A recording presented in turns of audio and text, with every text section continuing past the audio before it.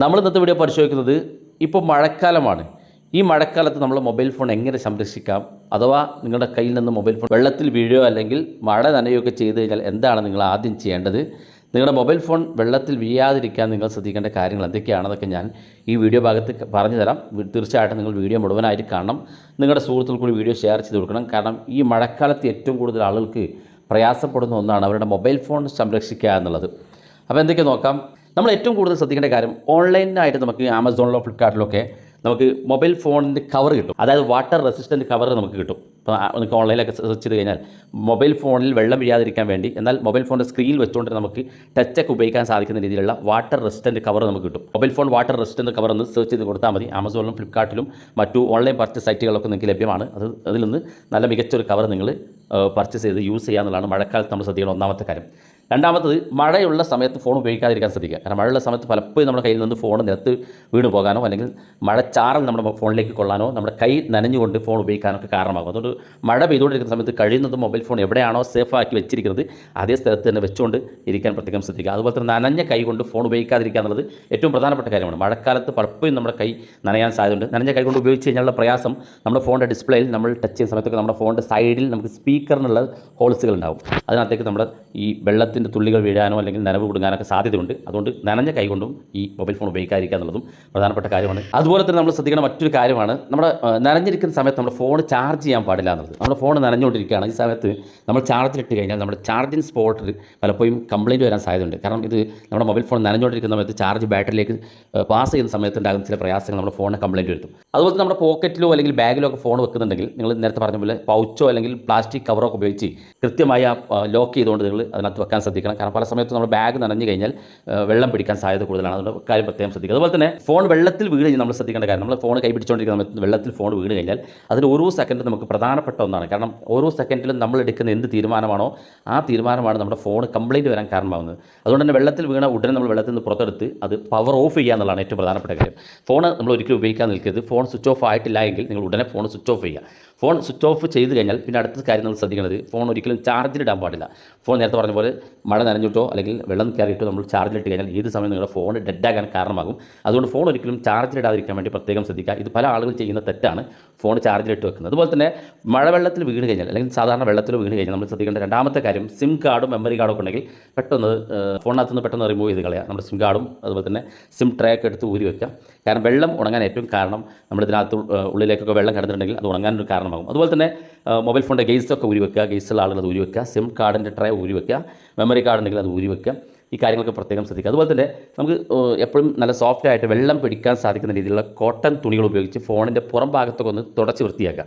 അതായത് വെള്ളത്തിൽ നിന്ന് എടുത്തതിന് ശേഷം വീണ്ടും വെള്ളം അതിനകത്തേക്ക് പ്രവേശിക്കാതിരിക്കാൻ വേണ്ടി നമ്മളൊന്ന് തുടച്ചെടുക്കുക എന്നുള്ളത് പ്രധാനപ്പെട്ട കാര്യമാണ്. അതുപോലെ തന്നെ വെള്ളത്തിൽ വീണ് കഴിഞ്ഞാൽ ഫോൺ കുലിക്കാതിരിക്കുക. ഫോൺ ചലിപ്പിക്കുകയോ അല്ലെങ്കിൽ ഫോൺ ശക്തിയായിട്ട് വെള്ളം പുറത്തേക്ക് വരാൻ വേണ്ടി നമ്മൾ ശക്തിയായിട്ട് കുലുക്കിയെടുക്കും. അത് ചെയ്യരുത്. കാരണം ഫോണിനകത്ത് വെള്ളം കയറിയിട്ടില്ലെങ്കിൽ നമ്മുടെ ഈ ശക്തിയായുള്ള കുലുക്കലോട് കൂടി വെള്ളം അകത്തേക്ക് പോകാൻ കാരണമാകും. മൊബൈൽ ഫോൺ അകത്തേക്ക് വെള്ളം കൂടുതൽ പ്രവേശിക്കാൻ കാരണമാകും. അതുകൊണ്ട് കുലിക്കാതിരിക്കുക എന്നുള്ളതാണ് ഏറ്റവും പ്രധാനപ്പെട്ട മറ്റൊരു കാര്യം. അതുപോലെ തന്നെ ഹെയർ ഡ്രയർ ഉപയോഗിക്കുക എന്നുള്ളത് ചില ആളുകളൊക്കെ ചെയ്യാറുള്ളതാണ്. ഫോൺ വെള്ളത്തിൽ വീണ് കഴിഞ്ഞാൽ തലമുടി ചൂടാക്കാൻ ഉപയോഗിക്കുന്ന ഹെയർ ഡ്രയറൊക്കെ ഉപയോഗിച്ച് ഫോണിൻ്റെ എല്ലാ ഹോളുകളും ചൂടാക്കി വെള്ളം ഉണക്കാൻ വേണ്ടി ശ്രമിക്കാറുണ്ട്. അത് വലിയ അപകടമാണ്.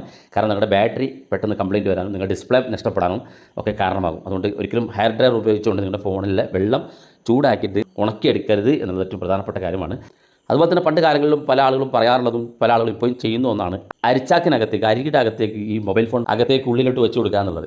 ഇത് പല കാരണം കൊണ്ടാണ് അങ്ങനെ സംഭവിക്കുന്നത്. അരിക്കകത്ത് നമ്മുടെ അരി ഏതാണെങ്കിലും, ഇപ്പോൾ നമ്മൾ ഉപയോഗിക്കുന്ന സാധാരണ അരിയാണെങ്കിലും അതിനകത്ത് ചൂട് കൂടുതലായിരിക്കും. ഈ ചൂട് കൂടുതലാകുമ്പോൾ തന്നെ ഫോൺ അതിനകത്തേക്ക് നമ്മൾ പൂഴ്ത്തി വെച്ച് കഴിഞ്ഞാൽ നമ്മുടെ ഫോൺ ഹീറ്റ് ആയതുകൊണ്ട് വെള്ളം ഉണങ്ങാൻ കാരണമാകും. അതൊരു സത്യത്തിൽ യാഥാർത്ഥ്യമാണെങ്കിൽ പോലും ചിലപ്പോൾ നമ്മുടെ ഈ അരിക്കകത്തുള്ള പൊടികൾ നമ്മുടെ ഫോണിനകത്തേക്ക് കയറാൻ കാരണമാകും. പിന്നീട് നമ്മൾ ആ ഒരു പ്രശ്നം പരിഹരിക്കാൻ വേണ്ടി മൊബൈൽ ഷോപ്പുകൾ കൊടുക്കേണ്ടി വരും. അപ്പം വേണമെങ്കിൽ ചെയ്യുന്ന ആൾക്ക് ചെറിയൊരു കവർ ഉപയോഗിച്ച് അങ്ങനെ കവർ ഉപയോഗിച്ച് മറച്ചുകൊണ്ട് അരിക്കകത്തേക്ക് വെച്ച് കൊടുക്കാൻ സാധിക്കും.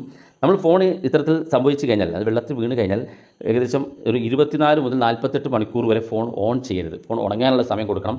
ഈ പറയപ്പെട്ട 24 മണിക്കൂർ മുതൽ 48 മണിക്കൂർ വരെ ഫോൺ ഓൺ ആക്കരുതെന്ന് പറയുന്ന സമയത്ത് നമ്മൾ ഫോൺ ചാർജിലിടാനും പാടില്ല.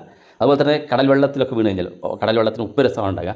കടൽ വെള്ളത്തിലോ അല്ലെങ്കിൽ ചളി വെള്ളത്തിലൊക്കെ വീണ് കഴിഞ്ഞാൽ ഉടനെ നിങ്ങൾ ചെയ്യേണ്ടത് നിങ്ങളുടെ ഫോൺ സ്വിച്ച് ഓഫ് ചെയ്യുക, തൊട്ടടുത്തുള്ള മൊബൈൽ സെൻറ്ററിൽ കൊണ്ടുപോയി കൊടുക്കുക. മൊബൈൽ ഷോപ്പിൽ കൊണ്ടുപോയി ഒരു ടെക്നീഷ്യനെ കാണിച്ചു കൊടുക്കണം. കാരണം സാധാരണ വെള്ളം വീഴുന്ന പോലെയല്ല, കടൽ വെള്ളമോ ചളി വെള്ളമോ വീണ് കഴിഞ്ഞാൽ, ഇപ്പോൾ കടൽ വെള്ളമാണെങ്കിൽ ഉപ്പ് രസം അതിനകത്തേക്ക് പ്രവേശിച്ച് കഴിഞ്ഞാൽ നിങ്ങളുടെ മൊബൈൽ ഫോൺ കൂടുതൽ കംപ്ലയിൻറ്റ് വരാൻ കാരണമാകും. അതുപോലെ തന്നെ ചളിവെള്ളത്തിൽ വിടാനും കൂടുതൽ കാരണം അതിനകത്ത് ചളിയോ മറ്റോ കാര്യങ്ങളൊക്കെ പ്രവേശിച്ച് നിങ്ങളുടെ കംപ്ലയിൻറ്റ് വരാൻ കാരണമാകും മൊബൈൽ ഫോൺ.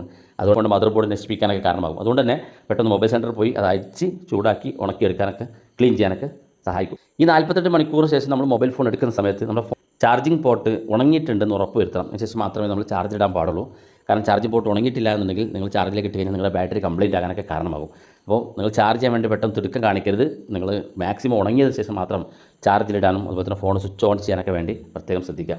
അതുപോലെ തന്നെ നമ്മുടെ ഫോണിനകത്ത് വെള്ളം കയറി കഴിഞ്ഞാൽ കാണിക്കുന്ന സ്വഭാവങ്ങൾ എന്ന് പറയുന്നത്, ഒന്നാമത്തെ നമ്മുടെ ക്യാമറക്കകത്ത് ഫോഗ് കാണും. അപ്പോൾ നമ്മുടെ ക്യാമറ നമ്മുടെ സ്ക്രീനകത്ത് കാണും. ഈ സ്ക്രീനകത്തേക്ക് നോക്കുമ്പോൾ തന്നെ ഒരു മഞ്ഞ് മൂടി പോലെ, ഒരു ഫോഗ് പോലെ നിങ്ങൾക്ക് കാണുന്നുണ്ടെങ്കിൽ നിങ്ങളുടെ ഫോണിനകത്തേക്ക് വെള്ളം കയറിയിട്ടുണ്ടെന്ന് മനസ്സിലാക്കും. അതുപോലെ തന്നെ ഡിസ്പ്ലേക്ക് ചില കളർ മാറ്റങ്ങളൊക്കെ വന്നു കഴിഞ്ഞാലും നമുക്ക് മനസ്സിലാക്കാൻ സാധിക്കും. അതുപോലെ തന്നെ സ്പീക്കറിൻ്റെ ശബ്ദം, നമ്മൾ പാട്ടോ അല്ലെങ്കിൽ വീഡിയോസൊക്കെ പ്ലേ ചെയ്യുന്ന സമയത്ത് അല്ലെങ്കിൽ ആർക്കെങ്കിലും ഫോൺ ചെയ്യുന്ന സമയത്തൊക്കെ ശബ്ദത്തിന് എന്തെങ്കിലും വ്യത്യാസമോ കുറയോ ഒക്കെ ചെയ്യുന്നുണ്ടെങ്കിൽ അതിനകത്തേക്ക് വെള്ളം കയറിയിട്ടുണ്ടെന്ന് മനസ്സിലാക്കാൻ സാധിക്കും. അതുപോലെ തന്നെ പലപ്പോഴും ചാർജിങ് പ്രശ്നം കാണാറുണ്ട്. ചാർജ് ചെയ്യുന്ന സമയത്ത് ചാർജ് കയറാതിരിക്കുകയൊക്കെ ചെയ്യുന്ന സമയത്തൊക്കെ ആ പ്രശ്നം വരാറുണ്ട്. അതുപോലെ തന്നെ ടച്ച് പ്രവർത്തിക്കാതിരിക്കുക, അതുപോലെ തന്നെ ഫോൺ പെട്ടെന്ന് ചൂടാകുക എന്നീ കാര്യങ്ങളൊക്കെ. അതുപോലെ തന്നെ സിം എടുക്കാതിരിക്കുക, ഡ്രൈയിൽ നിന്ന് സിം എടുക്കാത്തൊരു പ്രശ്നം വരാം, മെമ്മറി കാർഡ് എടുക്കാത്ത പ്രശ്നം വരാം. ഇതൊക്കെ നമ്മൾ കണ്ടു കഴിഞ്ഞാൽ നമ്മുടെ ഫോണിനകത്തേക്ക് വെള്ളം കയറിയിട്ടുണ്ടെന്നും ഉടനെ തൊട്ടടുത്തുള്ളൊരു മൊബൈൽ സർവീസ് സെൻറ്ററിൽ കൊണ്ടുകൊടുത്ത് അവരോട് അത് ക്ലീൻ ചെയ്ത് വൃത്തിയാക്കി എടുക്കാൻ പറയുകയും ചെയ്യുക.